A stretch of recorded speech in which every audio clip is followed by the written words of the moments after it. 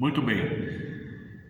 Em poucos dias, um grande clássico do rock e um dos precursores do heavy metal completará pouco mais de meio século desde o seu lançamento. Estou me referindo a este álbum, né? A estreia do Black Sabbath na indústria fonográfica. Estou mostrando esse CD porque estou aqui no serviço, né? Eu tenho algumas edições em LP. Um de meus álbuns preferidos, né? Bom, é um álbum bastante enxuto, vamos dizer assim. São poucas faixas, mas bastante intensas, né? Seja nos riffs, nas distorções, nas harmonias, né? No tema abordado nas letras. Você tem aqui basicamente, né, uma paisagem na arte gráfica. Você tem uma paisagem típica da velha Inglaterra, né? Um moinho, um velho moinho, né, do século XVII, né, quase dominando, né, a cena. Uma paisagem um tanto lúgubre, com cores distorcidas pela arte gráfica, e depositado no meio uma personagem que parece encarar, né, os espectadores de forma maliciosa ou até ameaçadora, uma bruxinha, como se fosse uma bruxinha.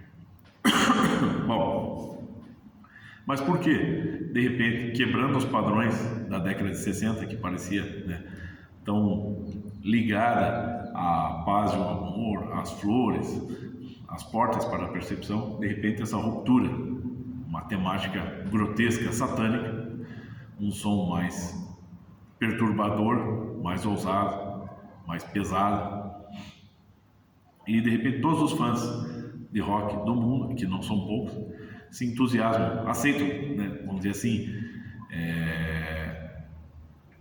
aquilo pega facilmente, aquela moda pega e todo mundo gosta e todo mundo, né, imediatamente se torna fã da banda. E a banda, né, o Black Sabbath, vai gerando outras bandas desse gênero. É óbvio que isso não aconteceu do dia para a noite.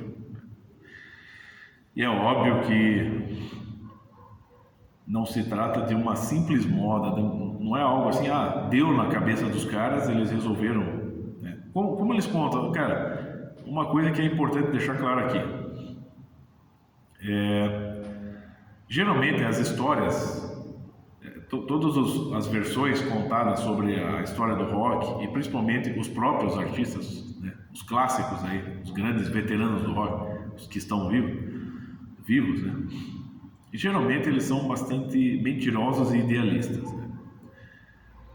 Se não me engano, é o baixista do Black Sabbath que fala sobre o início da banda. E ele conta que, né, ali no final da década de 60, assim como outras bandas que estavam tentando, né, sob a influência de Beatles, de Stones e de outros grandes grupos, tentavam também uma carreira de sucesso. E eles não decolavam, até que um dia, segundo, né, Geezer Butler, eles passaram por uma rua ali em Birmingham, o cinema estava aberto e o filme que estava em exibição na época, acho que 68, 69, né, final da década de 60, era um Boris Karloff, o Cavaleiro Sem Cabeça. E segundo o Geezer Butler, o baixista, Black Sabbath, eles então tiveram a ideia, as pessoas pagam para sentir medo, então vamos adotar esse tema, essa temática sombria, satânica, vamos criar um clima de terror na música e vamos impressionar, e assim, né, nós podemos, vamos dizer, quebrar padrões e nos tornar famosos. Algo mais ou menos assim, é claro que é uma mentira,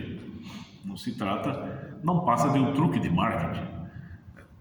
Bom, mas como é que chegou isso? Vamos pegar assim, como é que da década, pega do início do rock, final da década de 40, mas vamos pegar o início da década de 50.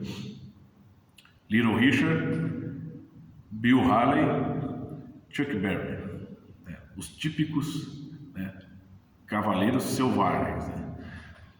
Little Richard, basicamente,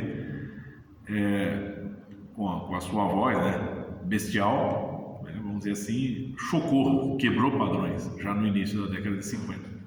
Bill Haley basicamente criou a estrutura do heavy metal. É só você escutar Rock Around the Clock e você vai perceber que o heavy metal já está ali. Chuck Berry, bom, é basicamente o pai do rock, né? E todos eles, sim, chocaram o mundo no seu período, naquele momento. Em seguida vem Elvis, que, como também um excelente truque de marketing, meio que educa o rock. O que, né, eu sou super fã de Elvis, né?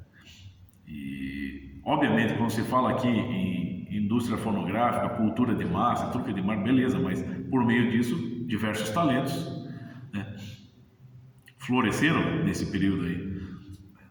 Então, mais tarde você vai ter os próprios Beatles, Rolling Stones, Yardbirds, Mamas e Papas, The Hollies,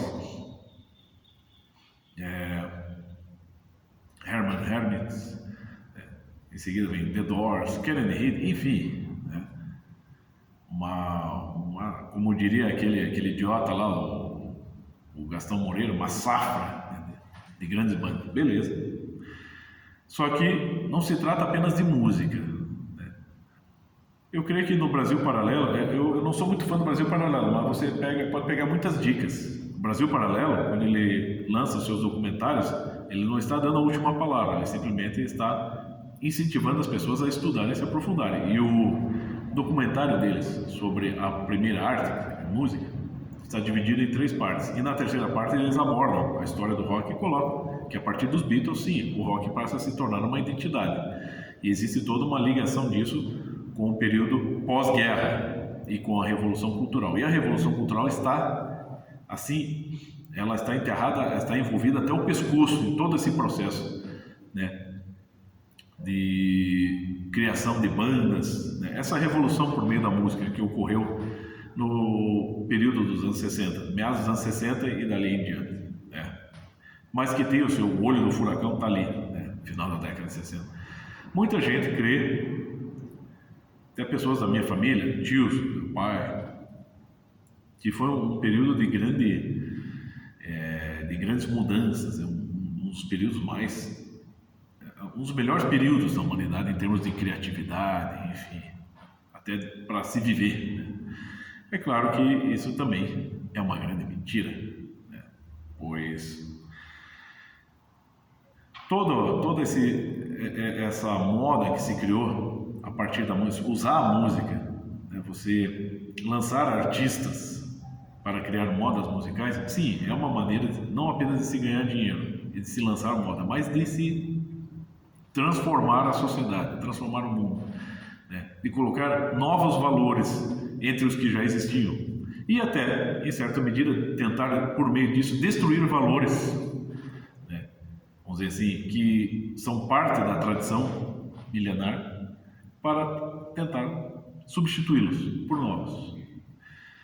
Quando o artista sobe no palco e começa, antes de expressar-se musicalmente, ele começa a dar as suas, né, a vomitar as suas opiniões a respeito, seja de religião, sistema político, sistema monetário, enfim, né, e conclamando, né, ou seja, reivindicando que as pessoas devem ser livres e se libertarem disso tudo, ele já está se colocando como um sacerdote, ele já está pedindo para as pessoas, não sigam ele, sigam a mim, mas ao mesmo tempo ele diz, não, sejam livres.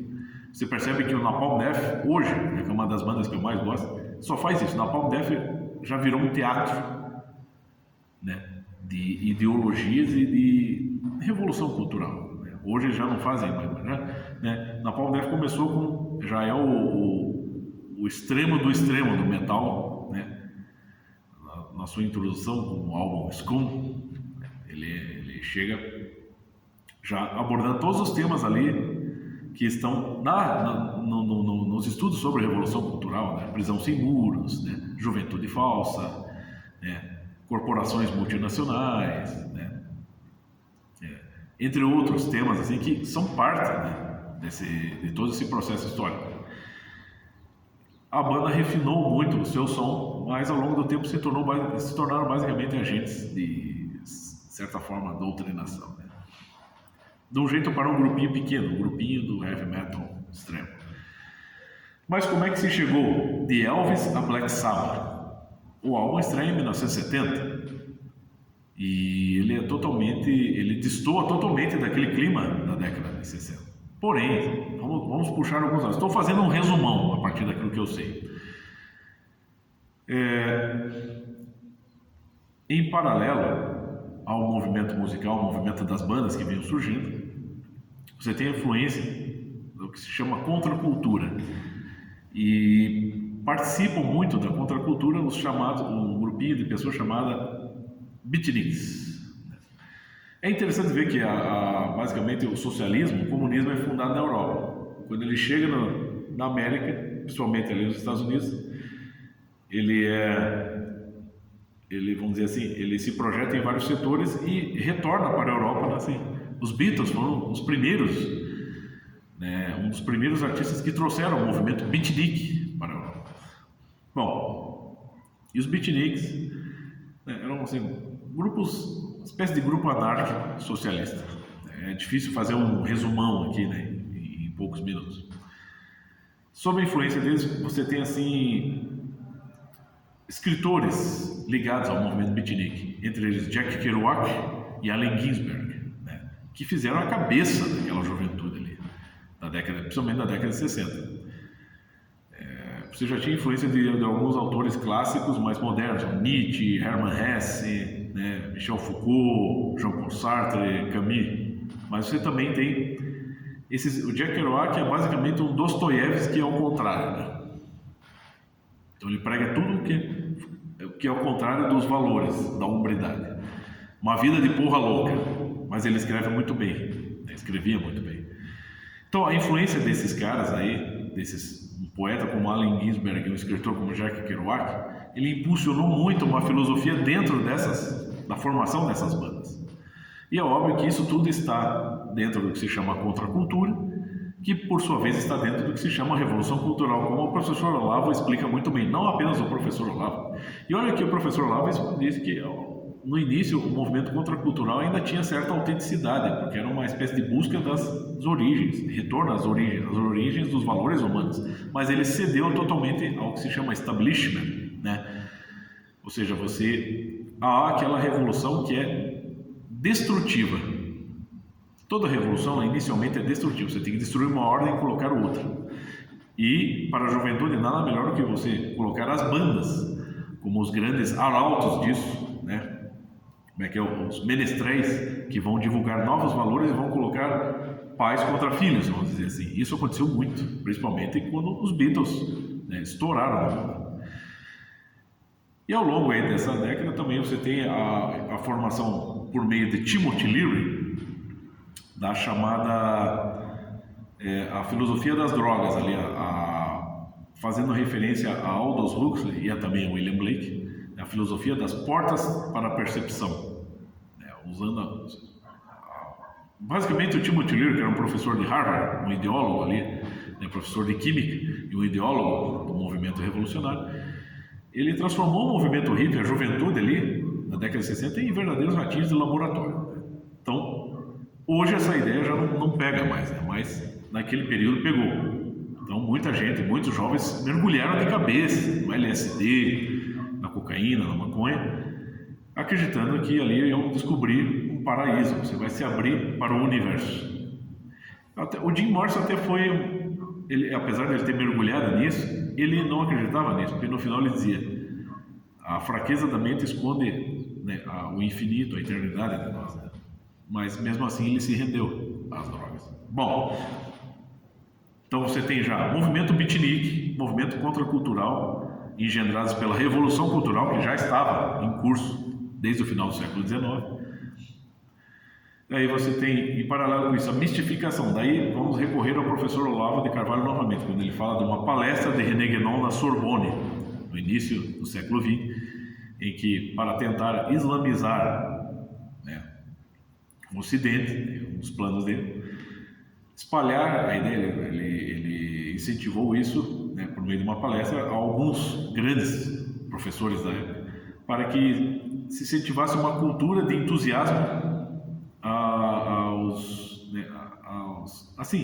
componentes das tradições orientais, né, o orientalismo. E isso ele falou sobre metafísica oriental no início do século XX, o René Guénon. E já na década de 60, você vê, era todo mundo ali, principalmente os Beatles, na sua incursão para a Índia, e todo mundo ali, né, bancando budista, todo mundo, os ripongos, todos com aquele, vamos dizer assim, tentando copiar dentro da seu costume de ser extravagante, copiar aquela moda hindu, moda de vestimento hindu, é todo mundo cabeludo, barbudo, encardido. Então, ou seja, é uma espécie de idealismo destrutivo dos valores que já estavam consolidados ali, seja ali nos Estados Unidos, né, na Europa, aqui no Brasil, no mundo todo, no mundo ocidental. Então, vai somando esses elementos: o beatnik, a contracultura, o uso de drogas, o entusiasmo pelas tradições ou pelas religiões orientais, né? Tudo isso dentro do que se chama Revolução Cultural. E a música, tudo isso sendo inserido, sendo canalizado por meio da música. Bom, nem é preciso dizer que o final da década de 60 foi extremamente agitado e violento. Em 1968 você tem lá a explosão do movimento estudantil, né, que foi gerado em diversos países, até aqui no Brasil, né, você tem lá o livro Um Ano que Não Terminou, né, e junto disso uma série de outras agitações por meio de movimentos políticos, movimentos ideológicos e pela música. Muitos movimentos estudantis não se baseavam na música, mas a música estava ali. Os Beatles lançam Revolution, os Beatles lançam o White Album, eu até fiz um vídeo a respeito. Você tem lá Charles Manson, o grupo, a família Manson, né, que, vamos dizer, pregando um ideal de ecologia, vamos melhorar o mundo, vamos salvar o mundo matando os seres humanos, né? A ideologia das drogas, do assassinato e da ecologia. Então, a família Manson, já em 1969, promove aquela série de crimes, chacinas, né? Ele consegue, vamos dizer, de certa forma, hipnotizar alguns jovens já com tendências psicopáticas, tá? Cometer, né, crimes hediondos. E qual é a justificativa? Bom, todo criminoso ele tenta justificar o seu crime, tenta até culpar o que está em torno dele, ele recorre ao que está em torno dele para tentar justificar seus crimes. O que o Charles Manson faz? Ele recorre aos grandes astros do rock, principalmente aos Beatles e principalmente ao Álbum Branco. Bom, o Álbum Branco não estourou na época, é um álbum cultuado até hoje, para mim um dos melhores já produzidos. E lá ele diz, todo mundo estava ouvindo, os Beatles eram a banda mais ouvida do planeta. Bom, ele dizia, as chaves para o que eu estou promovendo aqui estão todas nas músicas desse álbum. Em seguida vem o Woodstock, né, também que, vamos dizer, promove ali uma espécie de caos, vamos dizer, tanto que se fala nação Woodstock, né, muita gente, muitos jovens se reuniram para o festival, 500 mil pessoas, e pregando a ideia de uma vida livre, meio anárquica e até meio porca. Então tudo isso aí, vem somando, artistas começaram a morrer de overdose, né? Vamos dizer, entrando